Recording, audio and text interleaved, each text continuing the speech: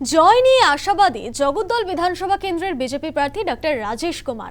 আমাদের প্রতিনিধি মুখোমুখি হয়েছিল রাজেশ কুমারের সঙ্গে, তিনি কি বললেন দেখুন।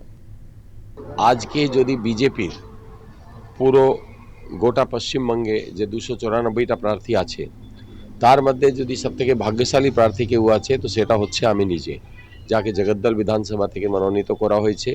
এখানে মানুষের উপরে এত অত্যাচার করা হয়েছে, এত ঘরবাড়ি ভাঙচুর করা হয়েছে, এত লোককে সরকারি কাজের মধ্যে কন্ট্রাকচুয়াল যারা কাজ করছিল শুধু বিজেপি করার অপরাধের জন্যে তাদেরকে ওখান থেকে বার করা হয়েছে, তাদের ঘর ছাড়া করে দেওয়া হয়েছে, তাদের পরিবারের লোকজনকে মেরে দেওয়া হয়েছে।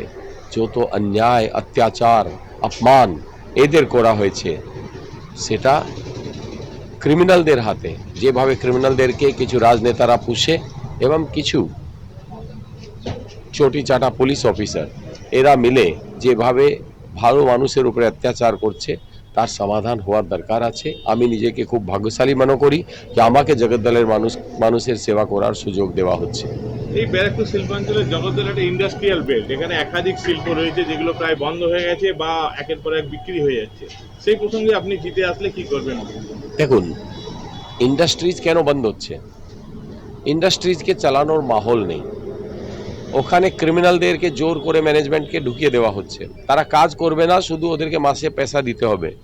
তাতে যে ফ্যাক্টরিগুলো আছে, ইন্ডাস্ট্রিজ আছে, কোম্পানি আছে, রুগ্ন হয়ে যাচ্ছে, রুগ্ন হয়ে সেটা বন্ধ হয়ে যাচ্ছে।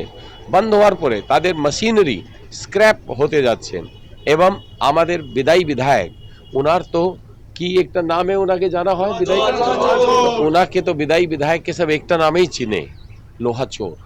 তো লোহা চোরের যেমন আপনি দেখেন ভাগাড়ের উপরে মোরা পশুর উপরে শকুন দৃষ্টি থাকে, সেরকম আমাদের বন্ধ ফ্যাক্টরি কারখানার উপরে লোহা চোরের দৃষ্টি থাকে। তো এই জন্যে ওনারা তো ওনাদের তো ইন্টারেস্টই এটা আছে কি সব ফ্যাক্টরিগুলোকে সব কোম্পানিগুলোকে বন্ধ করো। খোলা খুব সহজ আছে, এই ক্রিমিনালদের রাজত্ব বন্ধ হলে, এই গুন্ডাগর্দি বন্ধ হলে, যত ফ্যাক্টরি বন্ধ হয়েছে ওটাই নেই, আরো দুগুণ ফ্যাক্টরি এখানে বেশি আসবে এবং আমাদের বাচ্চারা কাজ পাবে। মুহূর্তে আপনার কি মনে হচ্ছে প্রসঙ্গে কি হতে চলেছে? এখন একটাই কথা, আমি তো মানুষের সঙ্গে দেখা করছি, জমি থেকে একটাই আওয়াজ আসছে, পাল্টানোর দরকার। মানুষ কিন্তু পাল্টানোর জন্য ভোট করছেন। এটা আপনার প্রথম দফায় দেখলেন 92.6% কোড, কোনো কোনো জায়গায় 95% ছাপিয়ে গেছে। আপনি জাস্ট ভাবুন, বাইরে থেকে যারা আসছে তাদের ভিডিও দেখুন, পরিযায়ী শ্রমিক যারা গাড়ি থেকে ট্রেন করে বাস ধরে ট্রাক করে আসছে তাদের ভিডিও দেখুন, একটাই জিনিস বলছে, পাল্টানোর জন্য যাচ্ছি। সকলের মনের মধ্যে একটাই কথা, এই সরকারকে পাল্টাতে হবে। আমি আপনাকে বলছি, আমরা প্রথম দফার ভোটের মধ্যে 100 পার হয়ে গেছি, দ্বিতীয় দফার ভোটে আরও বিপুল পরিমাণে বিজেপির সিট বাড়ছে।